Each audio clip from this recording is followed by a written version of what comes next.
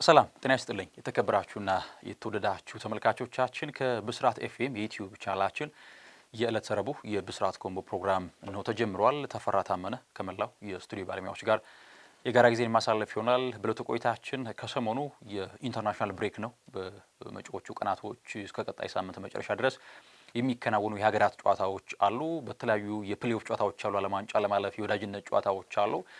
ከአህጉር አፍሪካ፣ በአውሮፓ፣ በኤዥያ፣ በደቡብ አሜሪካ በየትኛውም ስፍራ የሚገኙ ብሔራዊ ቡድኖች ራሳቸውን አቋማቸውን ለመፈተሽ የወዳጅነት ጨዋታቸውን ያደርጋሉ። እንዲሁም ደግሞ የፕሌኦፍ ጨዋታቸውን የሚያደርጉ ሀገራቶችም አሉ።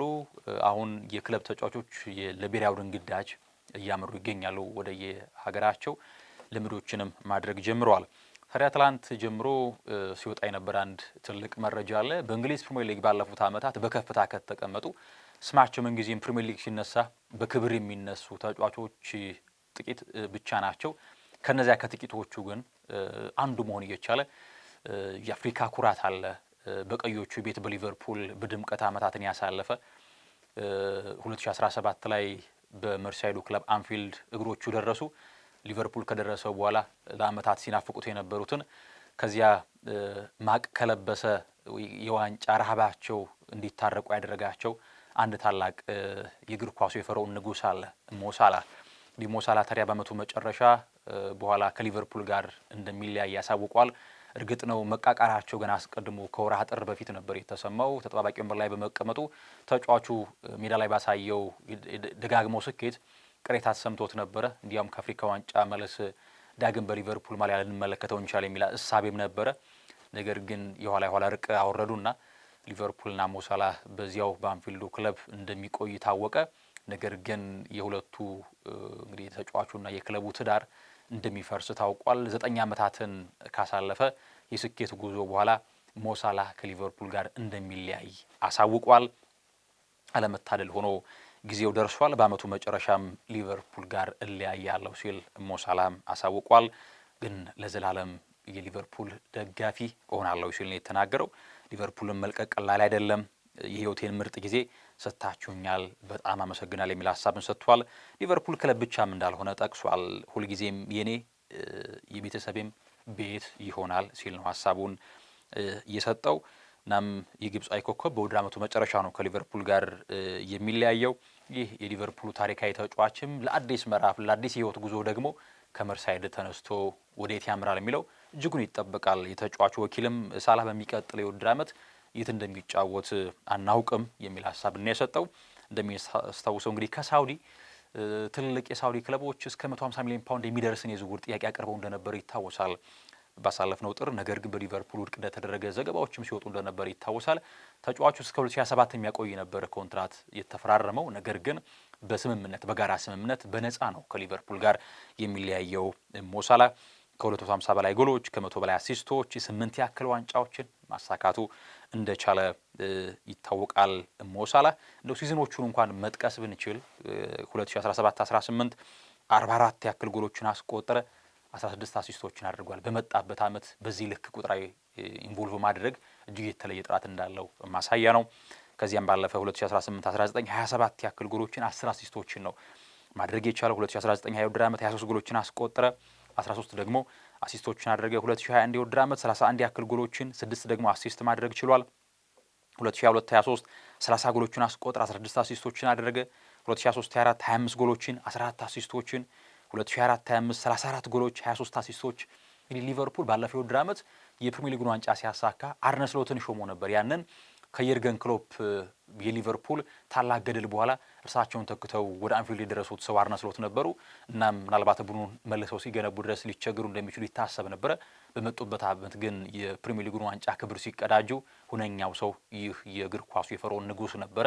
ሞሳላህ 34 ያክል ጎሎችን አስቆጥሮ 23 አሲስት አድርጎ ነበረ። 2025-26 አሁን እንኳን ደካማ ሲዝን እያሳለፈ ነው። ሞሳላህ በብቃቱ አልዘለቀም፣ ወርዷል እየተባለ እንኳን 10 ጎሎችን አስቆጥሯል፣ 9 አሲስቶችን አድርጓል። ሲዝኑ ገና አልተጠናቀቀም። በሊጉ ገና ቀሪ ጨዋታዎች ይቀራሉ። በአውሮፓ ቻምፒዮንስ ሊግ ገና ቡድኑ ያገለግላል። በኤፍኤ ካፕ መርሃ ግብር ገና ጨዋታዎች አሉት። እናም አሁን እንኳን ደካማ ሲዝን አሳለፈ እየተባለ ሞሳላህ 19 የጎል ተሳትፎዎችን በሊቨርፑል ማሊያ ያሳለፈ ተጫዋች ነው። 201 ጎልና አሲስት ነው በ211 የአንፊልድ ጨዋታዎች ላይ ማሳየት የቻለው። ይሄ በጣም የተለየ ስኬት ነው። በፕሪሚየር ሊጉ 189 ያክል ጎሎችን አስቆጥሯል። 92 ያክል አሲስቶችን ከክፍት ጨዋታ ደግሞ 534 ያክል ቻንሶችን ክሬት አድርጓል። 1104 ሹቶችን ማድረግ ችሏል። 480 ከነዚህ ኢላማቸውን የጠበቁ ናቸው። በሞሳላ በኩል ይህ ሞሳላ በአመቱ መጨረሻ ከሊቨርፑል ጋር እንደሚለያይ ታውቋል።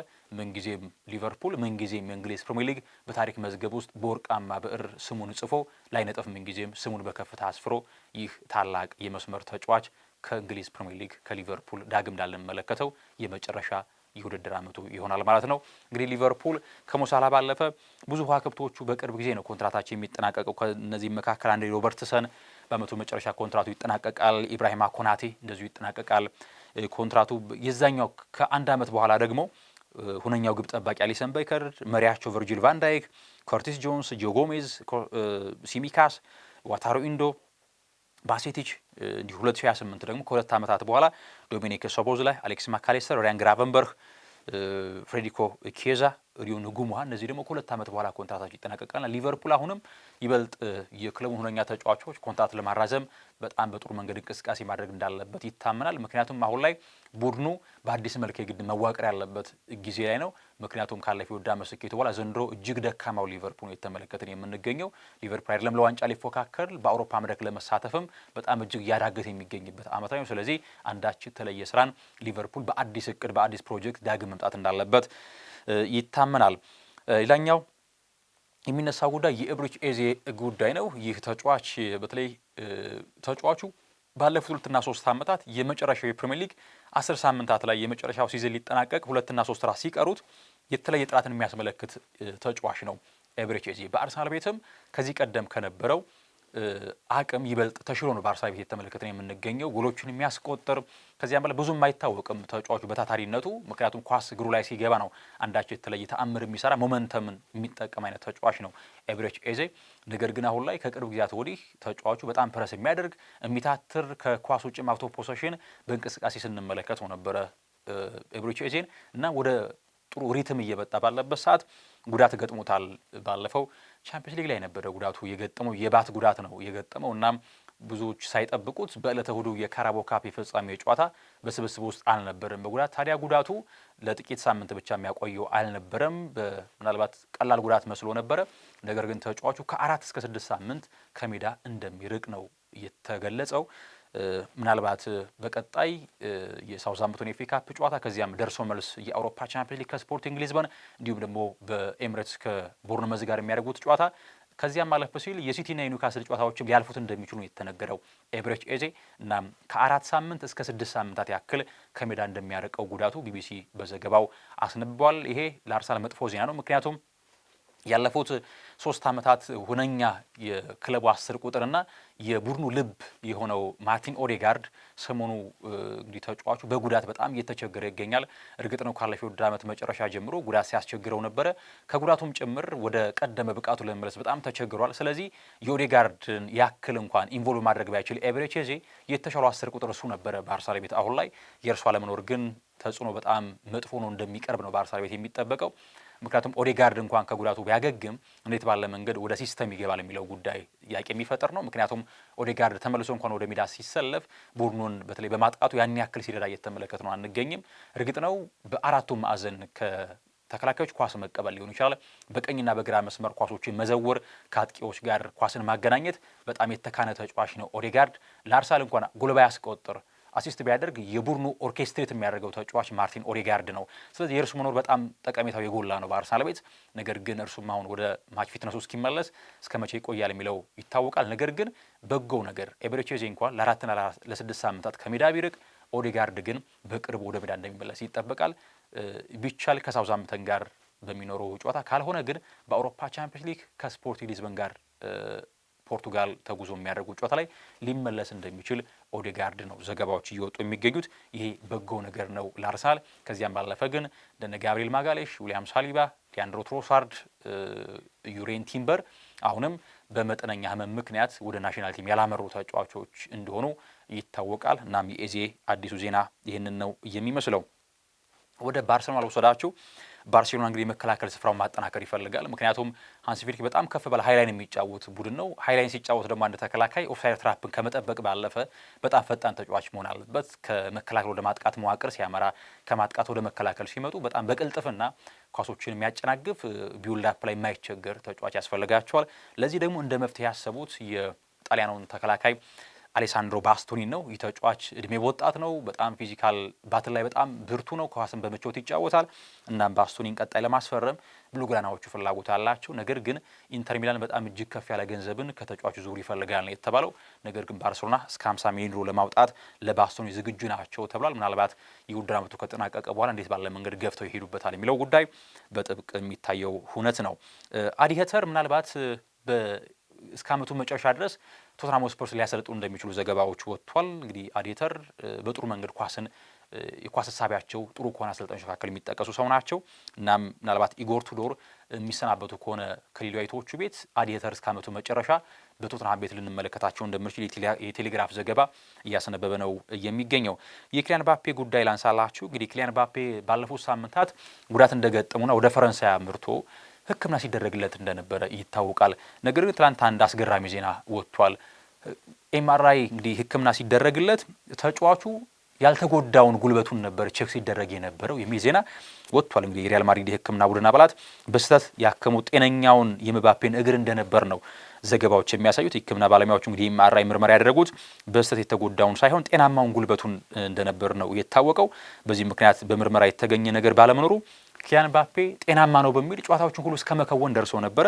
ነገር ግን ምባፔ የህመም ስሜት ባለመጥፋቱ በግራ እግሩ ላይ ዳግም ምርመራ ሲያደርግ የመሰንጠቅ ጉዳት እንዳለበት ነው አትሌቲክ በዘገባው ያሰፈረው። ስለዚህ ምናልባት ጉዳቱ ታይቶ ለምን ያክል ጊዜ ከሜዳ ያርቀዋል ወይስ ደግሞ እንዴት ባለ መንገድ ማገገም አለበት የሚለው የሕክምና ባለሙያዎቹ ዳግም የሚወስኑ ነው የሚሆነው።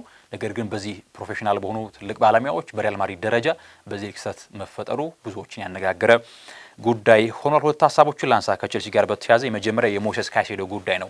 እንግዲህ ከሰሞኑ ኤንዞ ፈርናንዴዝ ከክለቡ ጋር የመለያየት ፍላጎት አለው ሲባል ነበረ። ነገር ግን ተጫዋቹ አሁን ላይ ቀጣይ ጨዋታዎች ላይ ማድረግ ነው ትኩረቴን ከቼልሲ ጋር ከዓለም ዋንጫ በኋላ የሚፈጠረው እንመለከታለን ብሎ እንደነበረ ይታወቃል። ዲያሪዋስ ግን ፍላጎቱ ኤንዞ ፈርናንዴዝ ወደ ሪያል ማድሪድ መዘዋወር ነው የሚል ሀሳብ ጽፎ እንደነበረ ሳነብ ነበረ። ሞሴስ ካይሴዶም ከሪያል ማድሪድ ጋር በተያያዘ ጥያቄ ቀርቦለት ነበረ። ነገር ግን አሁን ላይ ትኩረቴ ከክለቤ ቼልሲ ጋር ነው፣ በቼልሲ ኮንትራት አለኝ፣ በቼልሲ ታሪካዊ ተጫዋች ሆኜ ማለፍ እፈልጋለሁ ሲል ሞሴስ ካይሴዶ ሀሳቡን ሰጥቷል። እናም ካይሴዶ በቀጣይ በቼልሲ ቤት የመቆየት እቅድ እንዳለው ነው ያሳወቀው። በሌላ መንገድ ግን ሊያም ሮዚነር በተለይ ሰሞነኛ ብቃታቸው በኒውካስል መሸነፋቸው፣ በፓሪስ ሰን ዠርማ በደርሶ መልስ በከፍ ባለ ውጤት መሸነፋቸው፣ ከዚያ ደግሞ በሳምንቱ መጨረሻ ወደ ሂልዲንግሰን አመርተው በኤቨርተን 3-0 መሸነፋቸው ምናልባት የመሰናበት ዕጣ ሊደርሳቸው ይሆን የሚል ጥያቄ ፈጥሮ ነበረ። ነገር ግን ምናልባት በአውሮፓ መድረክ እንኳን የማያሳትፋቸውን ውጤት ይዘው ቢያልፉ እስከ ውድድር ዓመቱ መጨረሻም ሳይሆን ቀጣይ ዓመትም በክለቡ እንደሚቆዩ የማትለው ዘገባ ያሳያል። እናም ሊያም ሮዚነር የወጣቱ አሰልጣኝ በቼልሲ ቤት የመቆየታቸው ድል ሰፊ ስለመሆኑ ዘገባዎች እየወጡ ይገኛሉ። ነገር ግን ምናልባት በአውሮፓ መድረክ የሚያሳትፋቸውን ውጤት ካላገኙ ነገሮች ሊበላሹ እንደሚችሉ በሊያም ሮዚነርና በቼልሲ መካከል ዘገባው ጨምሮ ጠቅሷል። ቼልሲን የተመለከተ ጉዳይ ይህን ይመስላል። ቆይታችን ይህን ይመስል ነበር። ተመልካቾቻችን ተፈራ ታመነ ከመላው የስቱዲዮ ባለሙያዎች ጋር ዜና አሳልፌ ያለሁኝ። ሰናይ ጊዜን ተመኘው።